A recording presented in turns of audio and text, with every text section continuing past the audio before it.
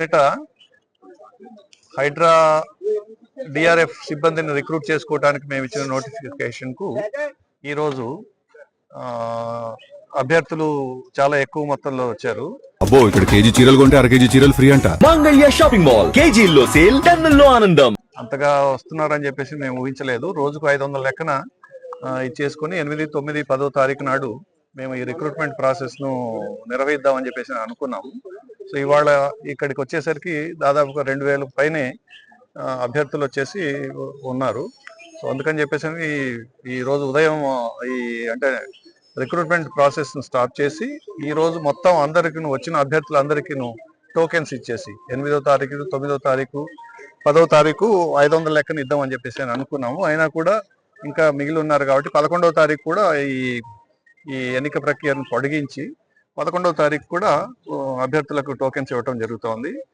రోజుకు 500, 600 మందిని పోటీ పరీక్షలు వాళ్ళకు నిర్వహించి అందులో అర్హులైన వాళ్ళని మేము హైడ్రాకు అంటే డిఆర్ఎఫ్ సిబ్బందిని నియమించుకోవాలని చెప్పని నిర్ణయించాము. గౌరవ కమిషనర్ గారు వారి ఆదేశాల మేరకు మేము రిక్రూట్మెంట్ నోటిఫికేషన్ కూడా ఇష్యూ చేయడం జరిగింది. సో దానికి అనూహ్యమైన స్పందన అయితే వస్తూ ఉంది. దాన్ని సక్రమంగా ఏ రకమైన అంటే వివాదాలకు, విమర్శలకు తావివ్వకుండా ఈ ఎన్నిక ప్రక్రియను నిర్వహించాలని చెప్పి స్థానిక పోలీసు అధికారుల సహకారంతో, తర్వాత మళ్ళీ ఫిజికల్ ఎడ్యుకేషన్ డిపార్ట్మెంట్కి సంబంధించిన వాళ్లతో ఈ ఎగ్జామ్ నిర్వహించి అర్హులైన వాళ్ళందరినీ కూడా మేము ఎన్నిక చేసుకోవడం జరుగుతుంది.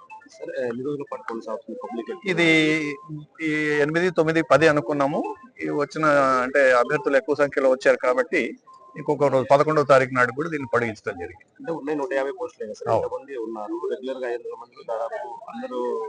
కొన్ని అంటే అర్హత ఇది అంటూ అంటే ఎలిజిబిలిటీ క్రైటీరియా నియమించుకున్నాము. ఆ ఎలిజిబిలిటీని ఎవరైతే ఇచ్చేసుకుంటారో వాళ్ళని అంటే ఇప్పుడు 150 మందిని మేము ఇచ్చేసుకున్న 300 to 500 షార్ట్ లిస్ట్ చేసి ఆ అభ్యర్థుల్ని కొంతమంది ఏదైనా మధ్యలో ఉద్యోగం వస్తే వెళ్ళిపోయి అంటే ఉద్యోగం మానేసి హైడ్రా నుంచి మానే అవకాశం ఉంది కాబట్టి ఈ లిస్ట్ లో ఉండే వాళ్ళని, నెక్స్ట్ లిస్ట్ లో ఉండే వాళ్ళని తర్వాత మళ్ళీ రిక్రూట్ చేసుకునేందుకు వీలుగా ఒక 500 మెంబర్స్ షార్ట్ లిస్ట్ చేసుకుంటాం. పాస్ అయిన వాళ్ళకి ఇమీడియట్ గా ఫస్ట్ 150 ఎవరైతే ఉంటారో వాళ్ళకి ఇమీడియట్ గా కూడా నియామక పత్రాలు ఇవ్వటం జరుగుతుంది. ఆ తర్వాత అందులో ఎవరైనా కొంతమంది వెళ్ళిపోయే వాళ్ళు ఉంటే నెక్స్ట్ లిస్ట్ లో ఉండే నెక్స్ట్ ఇన్ వాళ్ళని ఉద్యోగంలోకి తీసుకోవడం జరుగుతుంది. ఓకే. నా పేరు శ్రీకాంత్ అన్న, సూర్యాపేట డిస్టిక్ మాది. నిన్న వచ్చినాం మేము ఇక్కడికి. తెల్లారి గట్ల 4 గంటలకు వచ్చినాం. 2 years నుంచి ఉద్యోగాలు లేక వెయిట్ చేస్తున్నాం. హైడ్రాలో 150 జాబులు పడ్డాయి. 50 ఏమో డ్రైవర్, 100 ఏమో హైడ్రాకి సంబంధించిన పర్సన్ అసిస్టెంట్. సూర్యాపేట నుంచి మేము 10 మంది వచ్చినాం అన్న. 4 గంటలకు వచ్చినాం. ఇక్కడ కండక్ట్ చేస్తామన్నారు, చేయలేదు. వెయిట్ చేసినాం బయట. కొంచెం అల్లర్లు అయినాయి. వెనక కొంచెం చిట్టీలు, టోకెన్ దగ్గర సిబ్బంది సరిగ్గా లేక ఇబ్బంది అయింది.